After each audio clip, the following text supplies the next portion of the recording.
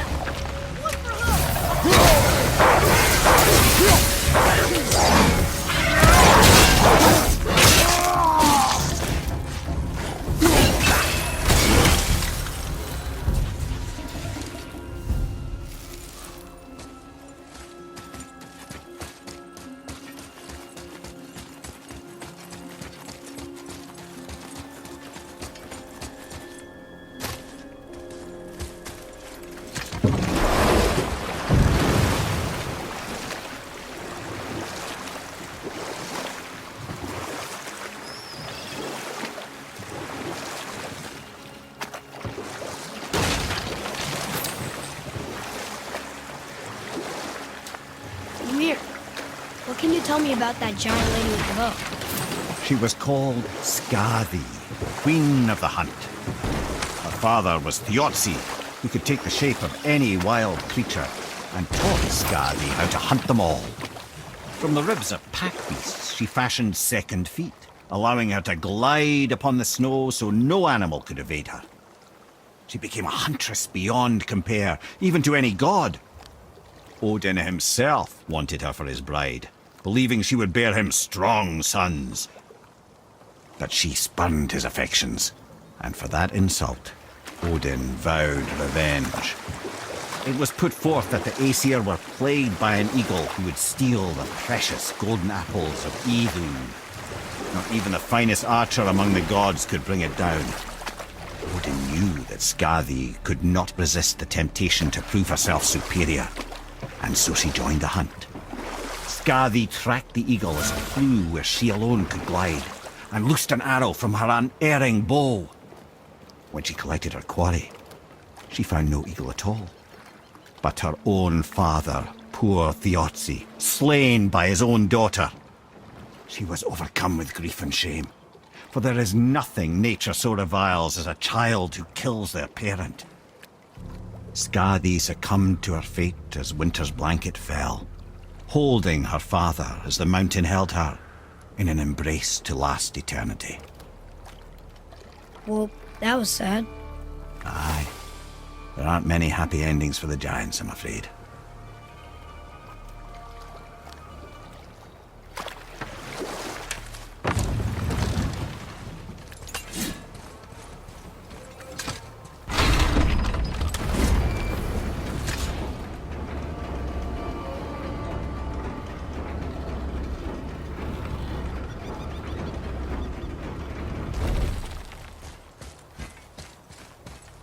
Another name.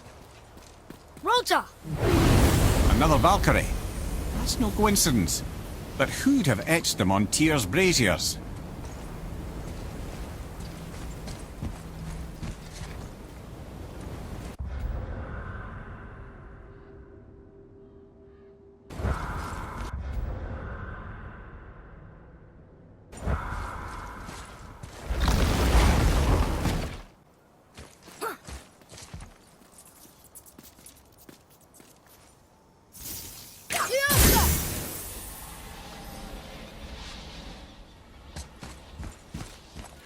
What does it say? Yes, sir. I can read these now. It says Muspelheim, the Fire Realm, is the gauntlet of the sewer, sir. Like a magic glove? Or a series of dangers? We should go see sometime.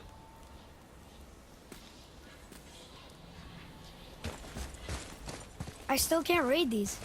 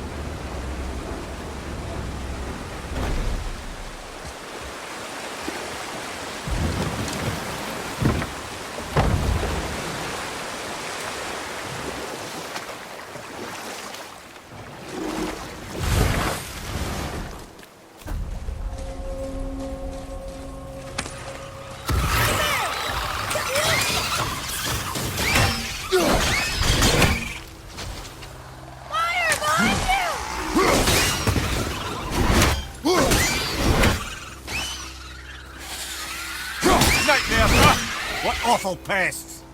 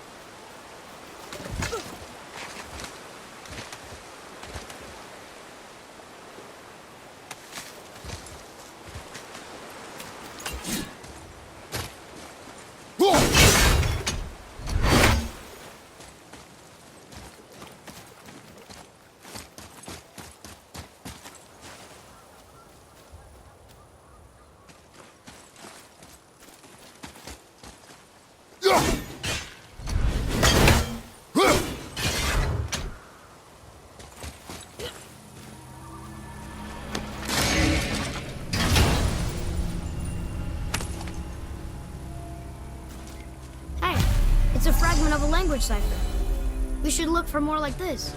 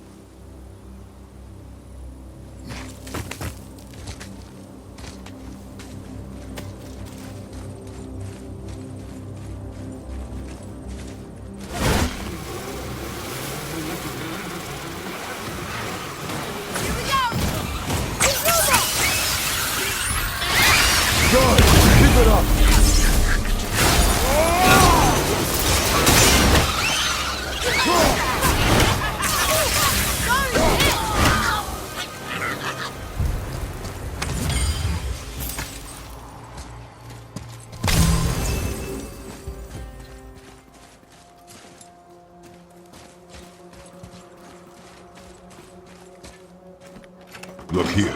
Another. This one is Thrym, a frost giant king. Correct. A cunning one as well. Is that Mjolnir? Did he steal Thor's hammer? Aye, for a time. A lot of these seem to end with Thor killing them. Imagine that.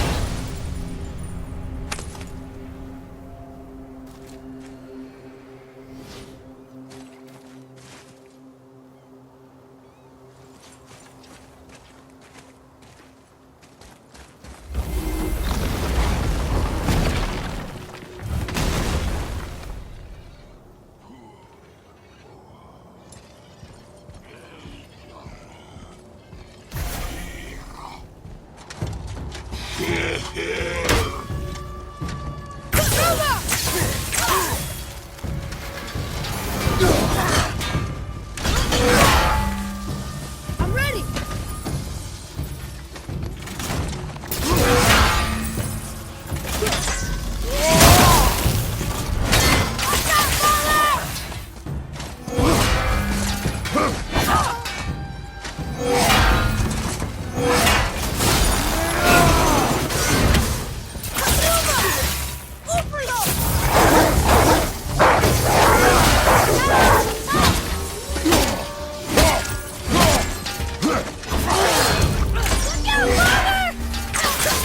I'm not ready!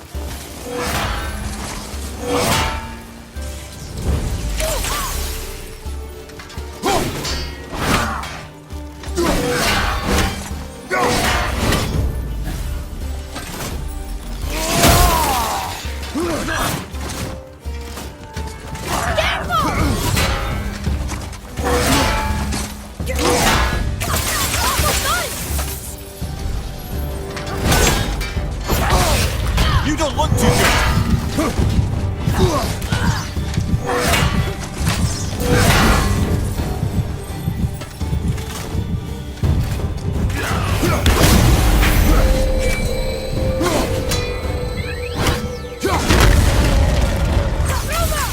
I'm not ready!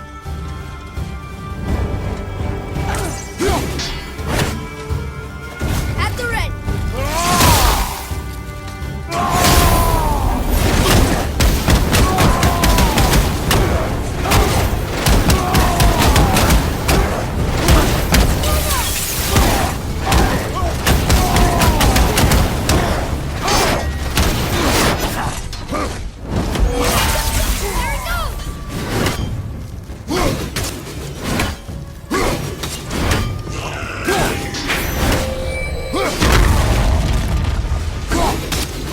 There it goes!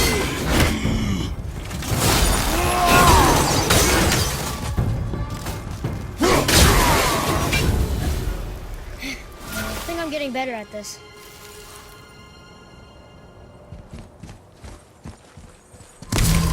What do we do with that? We will show it to the dwarves. Another name. Carl! It's as if they've been made into a memorial to the Valkyries.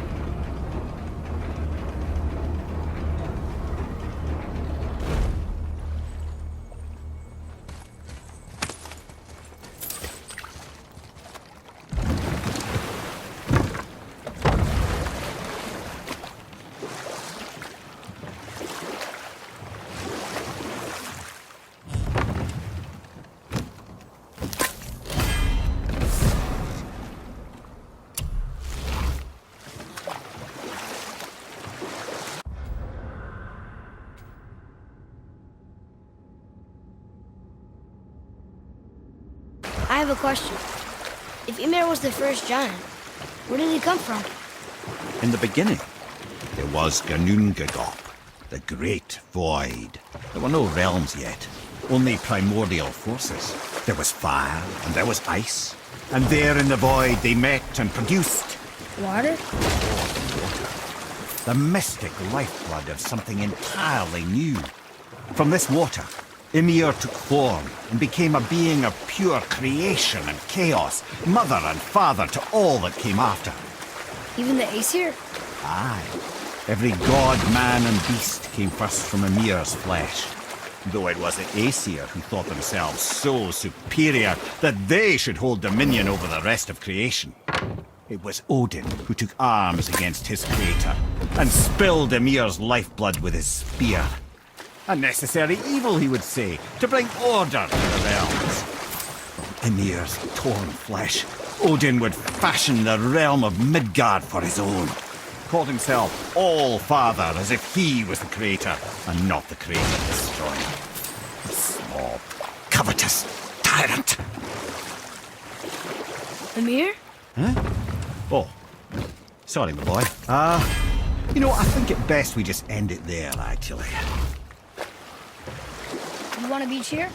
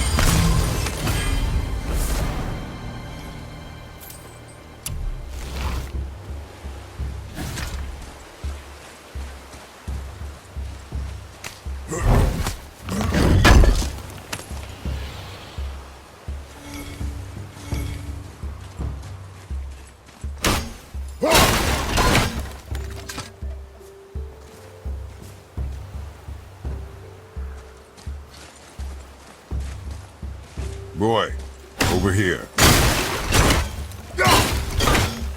Another map. Bet we'll find something useful here.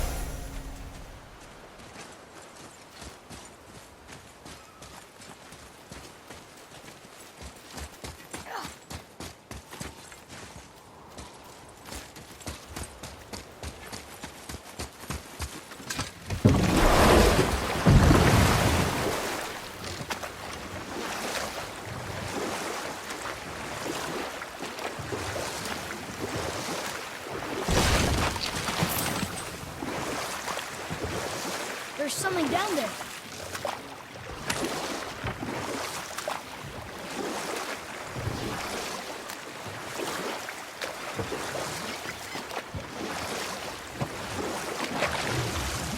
Ed, you are full of stories. When will you tell one that entertains? I beg your pardon? He just insulted you. Yeah, I got that. So you want a corker, do you? Very well, my brothers. I'll tell you the story of Hrungnir, the brawler. A real story. There was a huge battle, right? His shrine had him in the middle, fighting off Aesir.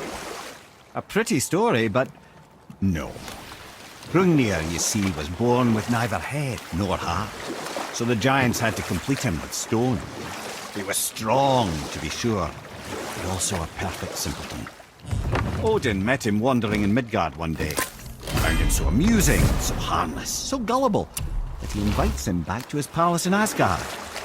There he gives Hrungnir his fill of mead, and goads him into all manner of boasts and antics, all for the amusement of the court.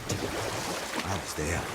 I saw the Aesir laugh as Hrungnir leapt upon his shield and swore he'd kill us all and take our womenfolk back to Jotunheim. Then Thor shows up. And does he laugh? Oh, no. Thor takes one look at the drunken stone buffoon and brings down Mjolnir on his head so hard that he's got chunks of Hrungnir in his own skull to this day. Thor is so startled by the face full of rock, he doesn't notice Hrungnir's body topple right onto him with a sickening crunch. And again, the roars of laughter echo through the palace halls. That's an awful story, Mimir. Nothing like the ones Mother told me. Let that be a lesson, my son. Truth is seldom so pretty as myth and legend.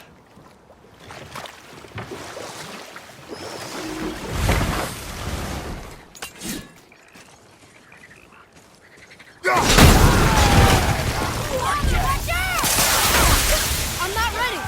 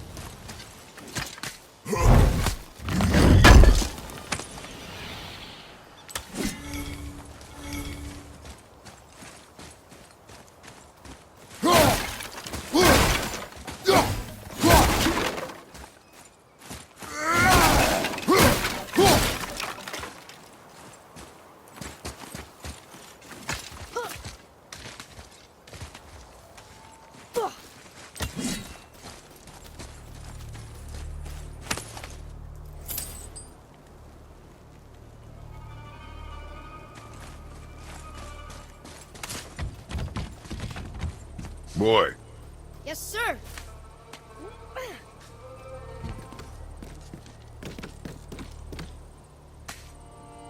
Okay, that's going in the journal.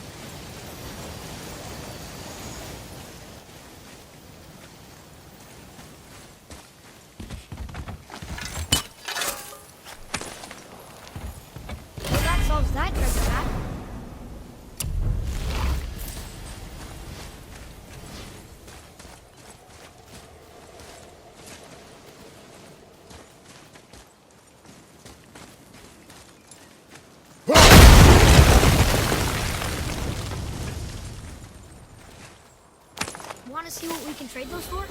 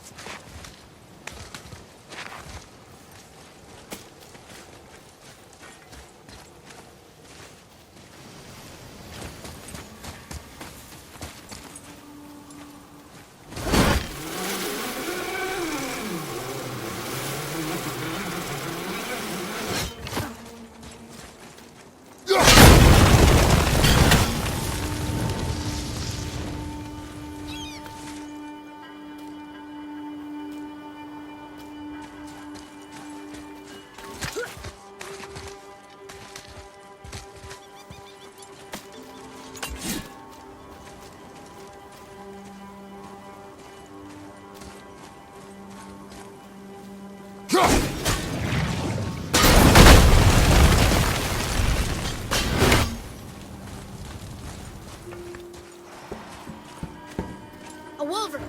A dangerous beast. We will take him down together.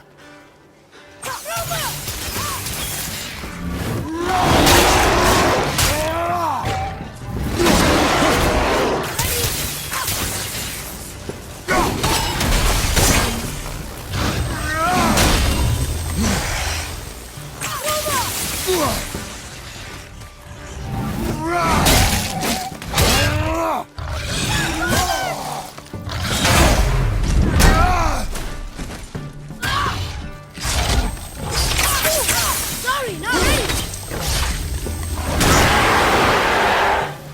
How was that? I see improvement.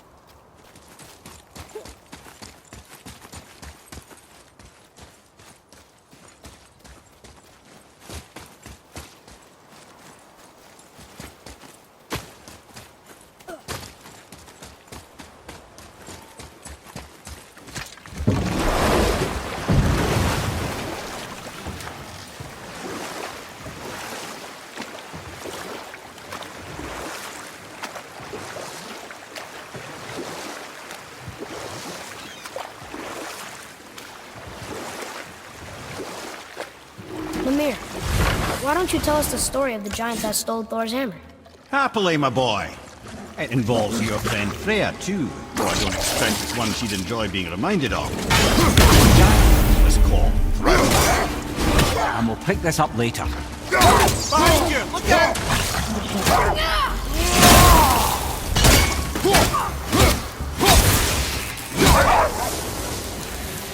They barely touched me.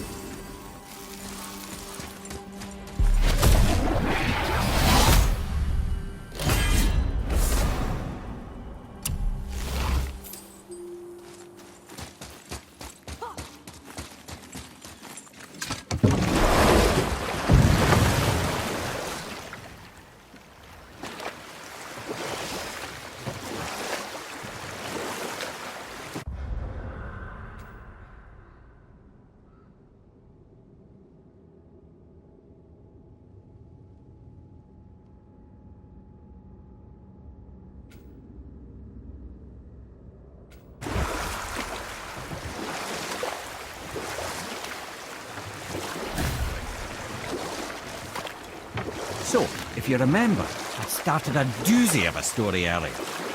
There was a frost giant king who was called Thrym, and he proved cunning enough to make off with Mjolnir while the Thunder Lummox slept. You know what? I'll tell this one later.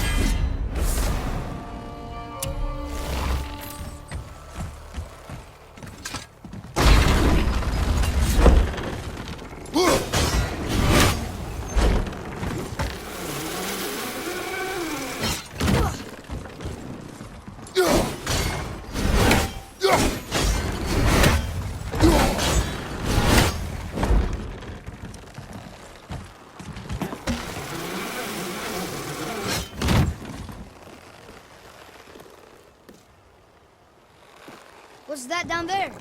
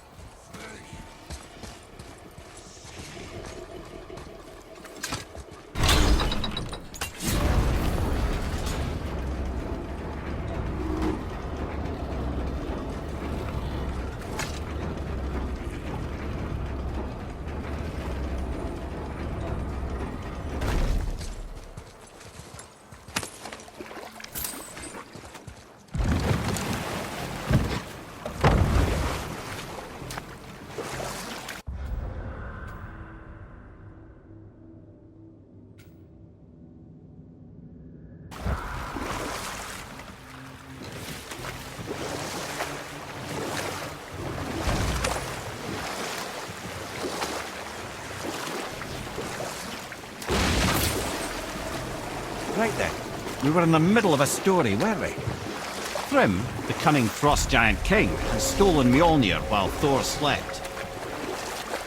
Sadly for Thrym, he didn't always think with his brain. Though he had robbed the greatest giant killer of his greatest weapon, he offered to trade it back to the Aesir in exchange for Freya as his bride. Now, at this point, Freya was married to Odin, and Odin, frankly, would have traded her for a sufficiently strong mead, but he saw an opportunity here. Thrym's palace was in Jotunheim, and only giants know the way. By agreeing to the marriage, they'd have to escort Freya back to their realm. So, Odin coerced Freya into using her Seithar magics to conceal Thor, so he could sneak along with her and infiltrate Jotunheim. When the hammer was produced as the wedding dowry, Thor revealed himself. He took back Mjolnir and wasted no time in smashing Thrym's skull, followed by every other giant present for the festivities. The only thing that put a stop to it was Freya, who wanted no part of this massacre. She cast a powerful spell that hurtled them both out of Jotunheim with no means of return. Odin was livid, hoping that Thor's foothold in Jotunheim would become his own. And oh, would he ever revenge himself upon Freya? What is the point of this story, Head? Well, for Thrym, the lesson would be to keep his priorities straight. For Freya, it's that doing good has a price. For Thor, it's that no object of power makes you what you are. And if what you are is the biggest butchering bastard in the Nine Realms, nobody can take that away from you. You want a beach here?